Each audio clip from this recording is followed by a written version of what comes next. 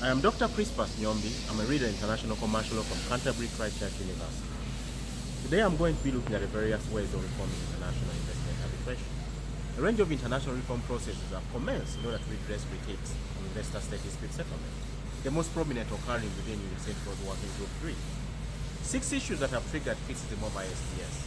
These are legal costs, 2 duration of proceedings, 3 legal consistency, 4 decisional correctness, 5 arbitral diversity, and 6 arbitral independence and impartiality.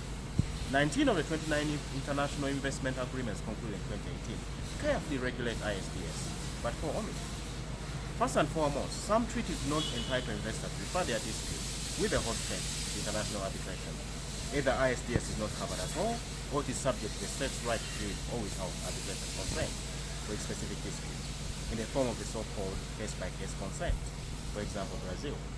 Second, some treaties replace the system of ad hoc investor-state arbitration and party appointments with a standing court-like tribunal with an appellant level, with members appointed by contracting parties for a fixed term, for example, the European Union. Thirdly, some treaties include a requirement to exhaust local judicial remedies or to litigate in local courts for a prolonged period before turning to arbitration.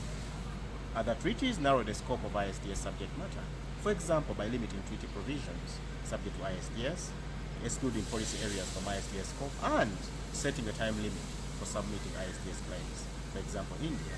Last but not least, some treaties preserve the system of investor-state arbitration, but with certain important modifications.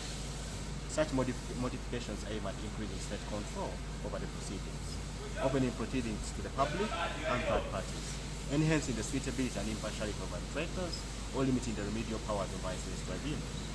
However, different approaches to ISDS reform, ranging from no ISDS to a standing court, make the ISDS regime less homogeneous and create broader systematic complexity.